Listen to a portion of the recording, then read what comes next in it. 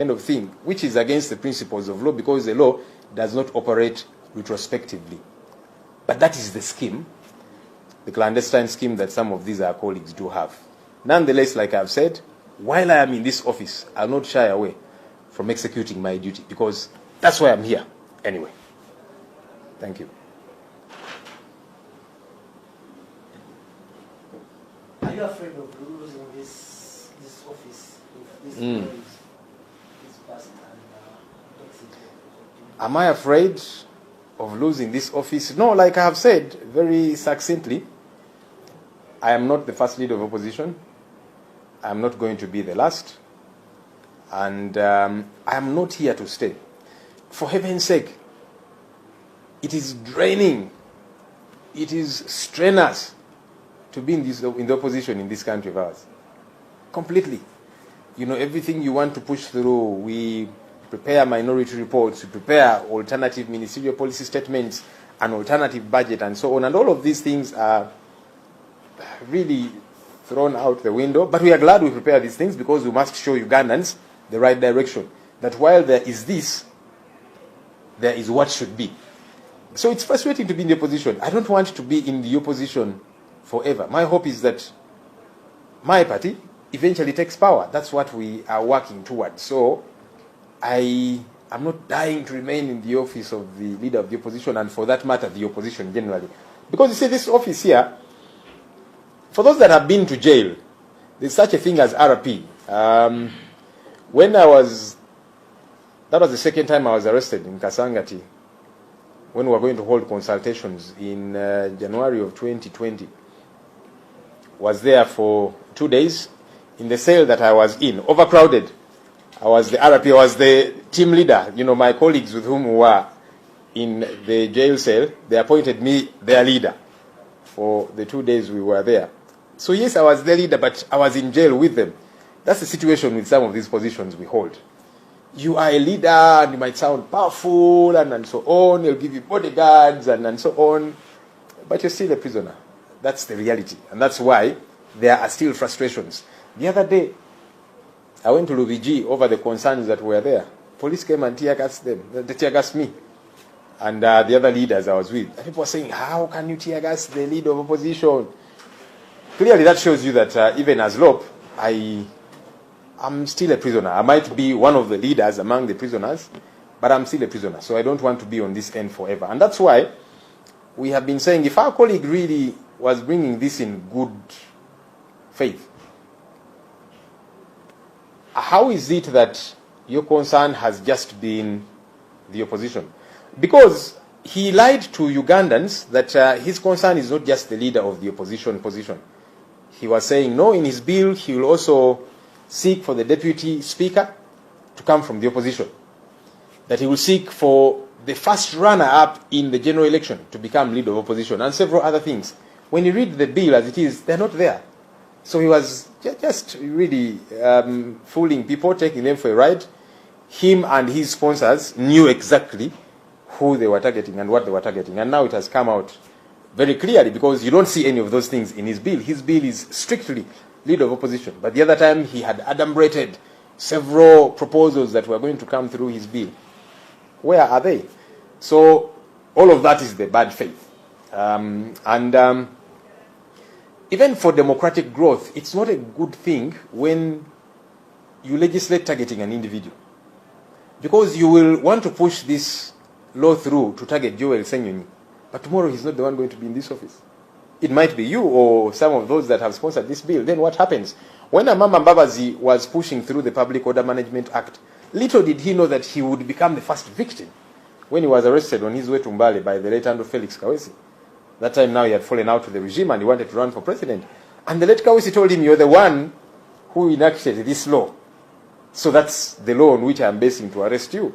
And several other examples, Grace Binjira, detention without trial, and so on. So hopefully people can be sober enough, but maybe they're not. They're very short-sighted. Maybe one more question. You are the leader of opposition. And Honorable Romo is from the Democratic Party. So apart from the opposition. Just need to know whether you have been consulted consulting other opposition political parties. I don't know whether it has taken some time to come and consult you as his leader in Parliament and even the shadow cabinet. And two, what's your plan? Because it seems that bill is the highest rate.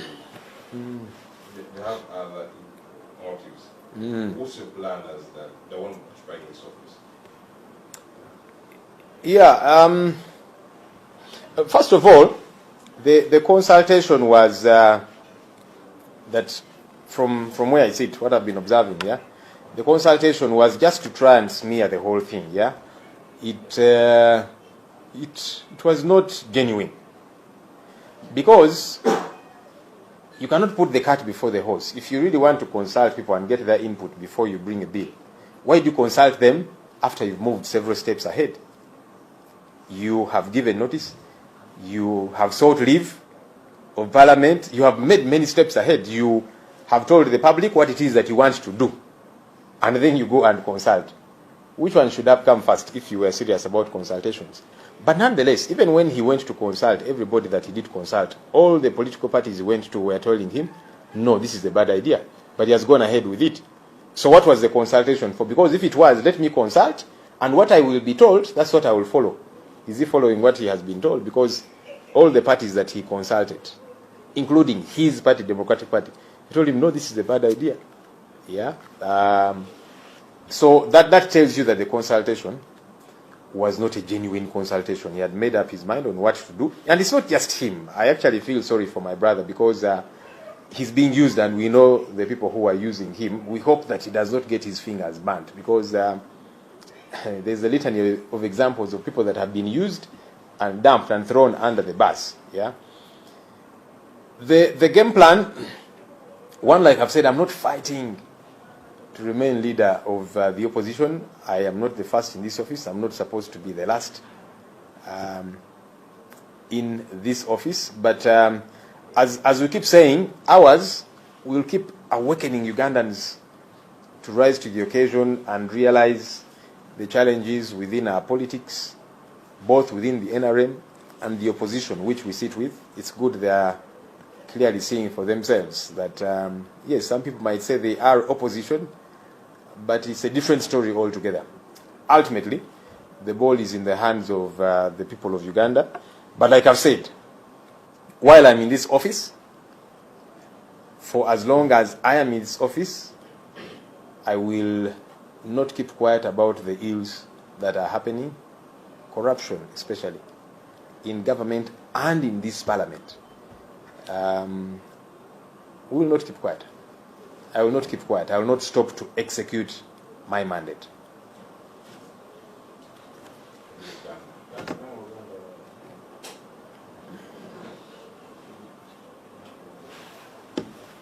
Hello, was alive here? Are you ready?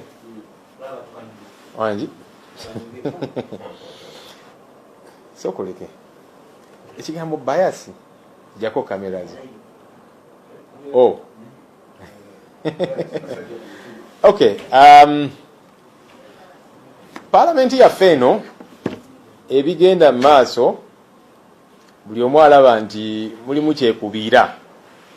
Buli memba alina omwaganya okuleeta ekiteeso oba okuleeta ennongoosereza mu tteeka lyonna kye tuyita private members bill. Naye mulimu embeera ey'abaana n'ebyana. Honorable Odria owa Aringa yali ayagala kuleeta ekiteeso okukola ennongoosereza mu Administration of Parliament Act.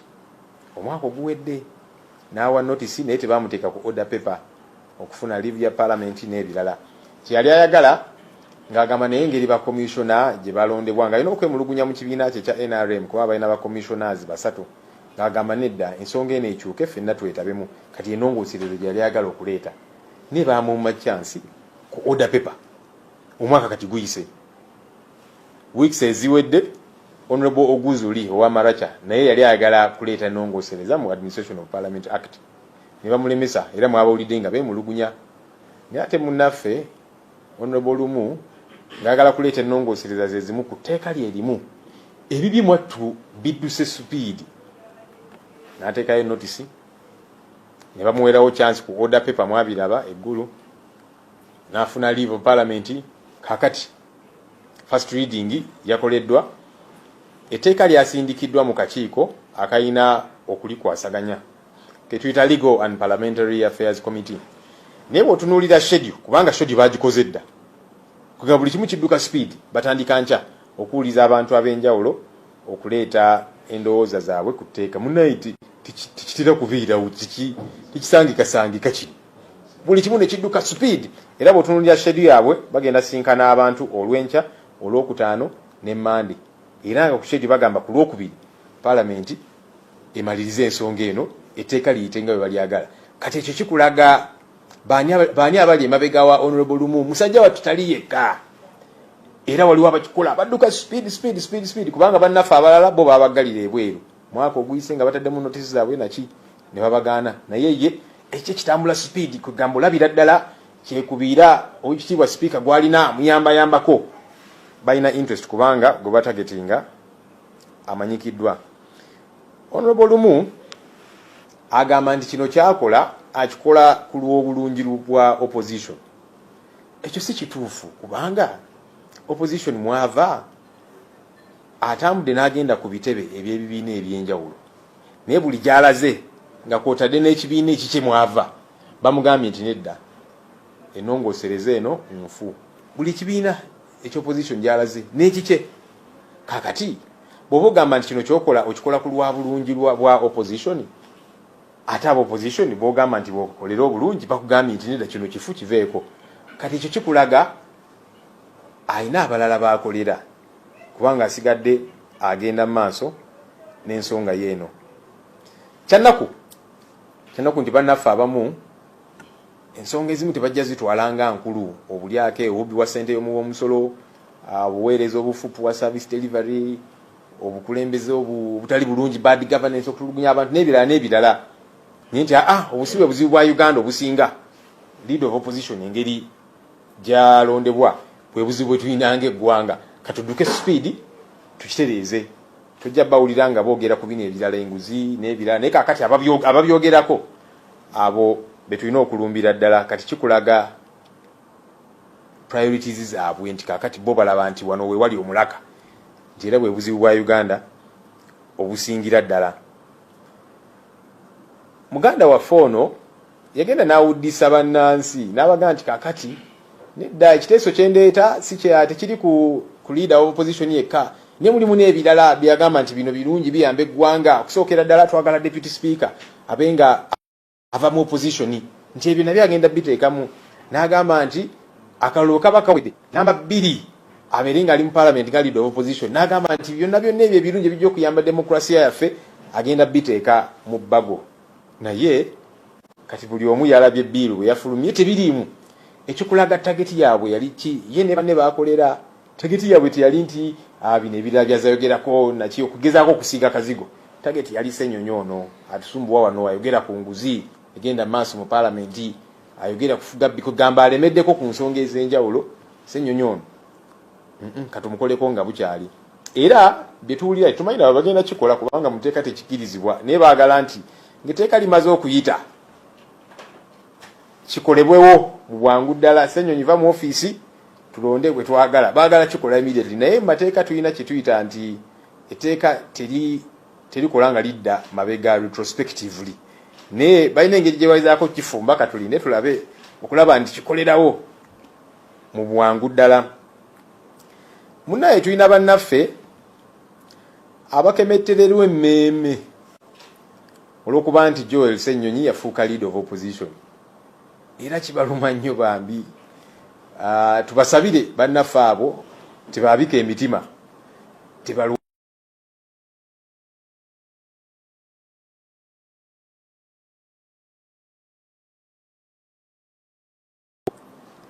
sigenda kubeera leader of opposition lubeerera. Siina na kubeera leader of opposition lubeerera. Sinza asusse mu ofiisi eno, sinza agenda okusemba okubeera mu ofiisi eno.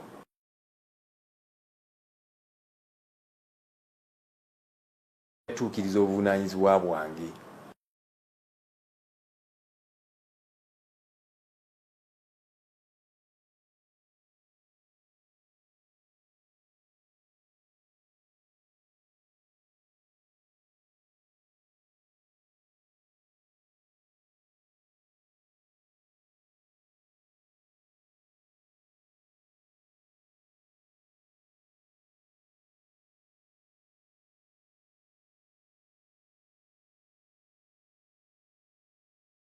ekinyiiza bannaffe bano Honorable bakwataganye nabo ekyokuba nti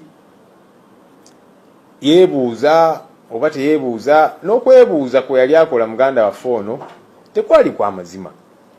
Singa okwebuuza kuno kwali kwa mazima kyekyalisoose naye yagamba nti agenda kwebuuza ku opposition n'ebibiina naki ng'amaze okutambula afunye libya palamenti n'abulira eggwanga buli kimu kyonna kyagenda okuteeka mu tteeka lye n'agamba nti kale kanzije mbeebuuzeeko. Singa bali serious ku kwebuuza ku bantu kyewalisoose okukola naye kale katugambe nti yakijjukira luvannyuma agenze neyebuuza ku bibiina by'opposition ebyenjawulo buli kibiina kye yagendamu okwebuuza nga kwotadde n'ekikye Democratic Party mwava bonna baamugamba nti nedda ekintu kino kikyamu kiveeko naye kyakulaze nti ajja kiremerako kati kikulaga nti agenda kwebuuzaako oba oli awo anaawuliriza ekivaayo eri yagamba nti ye kagenda akole ekyo kyennyini kyayagala okukola.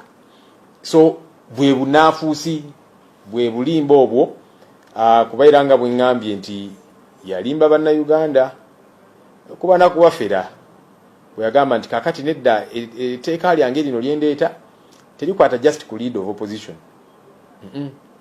Twagala nti deputy speaker naye alondebwe ng'ava mu opposition akalulu kaba kawedde anaabira namba 2 atule mu parliament nga lead of opposition n'ebirala naye bw'osoma biiru ye tebiri mu biiru yonna ekwata ku lead of opposition. So yawuddiisa abantu kubanga banne abamutuma okukola ekintu kino tageti yaabwe yali Ssengonyi naye nga bwe ngambye nti nze sijja kusirika okwogera ku nsonga ze mbadde njogerako okuziremerako paka era akaseera konna kendi mu ofiisi eno nja kusigala nga nnemeddeko ku nsonga ze.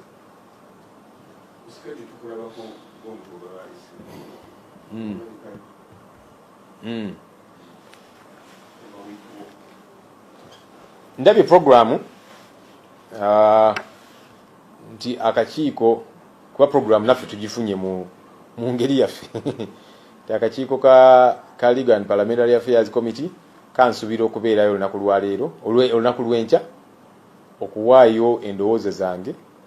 Sinnafuna kuyitibwa invitation letter sinnagiraba naye twabitegedde naye programu netugifuna mu magezi waliwo abagitufunidde kugamba kulaga nti buli kye bakola bakikola mu nkukutu bakikola speed kubanga bo balina kye baagala okukola. So n'ababuulyawo n'abanayitibwa obulungi nti kati ono afunye invitation ajje mu kakiiko baagala kikola just kusiiga kazigo kulaga nti beebuuzizzaako naye nga bo kye baagala okukola bakimanyi.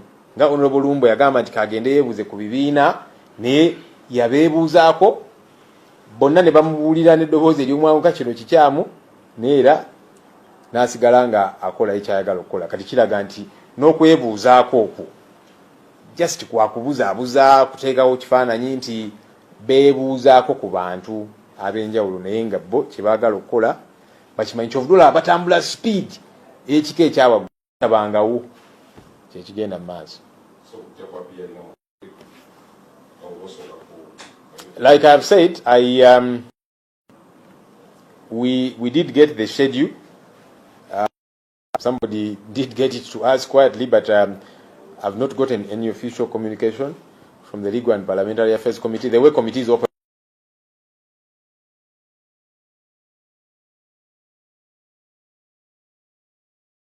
The Legal and Parliamentary Affairs Committee, but the schedule that has been given to us quietly, they have put me on the schedule to appear there tomorrow, but I can't just barge into the committee and say I quietly saw a program and I was there. No, I'm supposed to get a proper invitation. Then, you know, that's not how we operate. But like I'm saying, even if they eventually write to whoever and they show up, they're just trying to create an impression that the whole process is consultative, but they know what they want to do. That's why they're doing it very quickly. And also, like our colleague Honorable Lumu pretended that he was going to consult political parties. All of them told him, abandon this thing. But he has gone ahead and done what he wanted to do. So clearly showing you that the whole consultation was just to create an impression that the process has been consultative. But he and his people who are pursuing this, they know what they want to do. And that's exactly what they are running after. Tinicho.